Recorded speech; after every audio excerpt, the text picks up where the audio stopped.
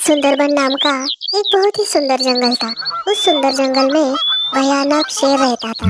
वो शेर भैंसों की, हिरणों की, अन्य जानवरों की शिकार करता था।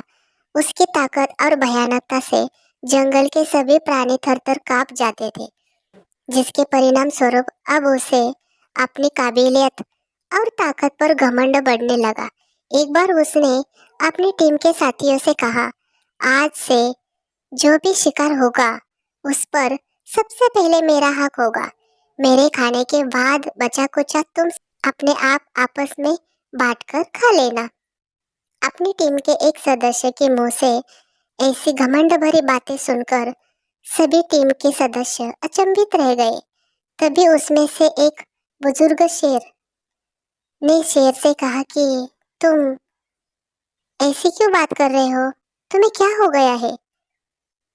अचानक क्या हो गया है? तुम ऐसी बात क्यों कर रहे हो? भयानक शेर बोलता है, मैं बिल्कुल होश में हूँ।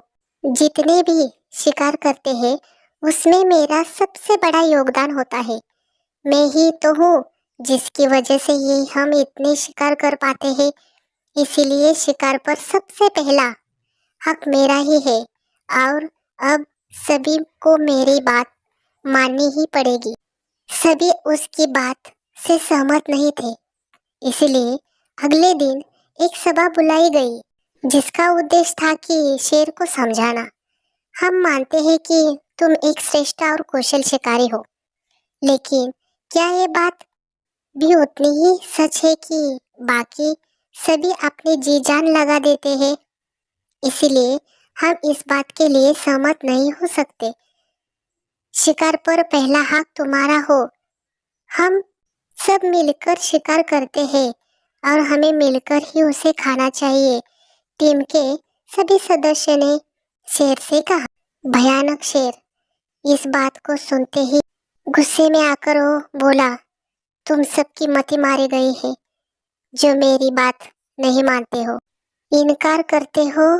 तो अगर ऐसी बात है तो आज से मैं अकेले ही शिकार करूंगा और तुम सब मिलकर खुद अपने लिए शिकार करना। जब भूखे मरोगे तब मेरे पास गिड़गिड़ाते हुए मत आना। और ऐसे कहते ही घमंडी शेर सभा को छोड़कर चला गया। कुछ ही समय बाद जब शेर को भूख लगी तो वह शिकार करने के लिए भैंसों के झुंड के पास चला जाता है। भैंसों के झुंड के पास चले जाते ही भैंसों ने शेर का इतनी बुरी तरह से हाल कर दिया कि उसने शेर को दूर फेंक दिया। जो भैंसे उसे देखते ही डर जाते थे। उसने इतनी बुरी तरह से शेर को मारा था कि वो डर गया था। उसने सोचा, चलो कोई बात नहीं, हम हिरन का शिकार करते हैं। हिरन के झुंड के पास चला जाता है। इन फुर्तीले हिरने उसके हाथ नहीं आती, वो हार जाता है। फिर वो सोचता है कि क्या करूं, एक भी शिकार मुझे नहीं मिलता, मैं क्या खाऊं? उसे टीम के साथ रहने से और अकेले रहने में क्या फर्क है, उसे समझ में आ गया। वो हैरान रह गया कि अकेले रहने में कोई भलाई नहीं, भूखा ही मर जाऊंगा।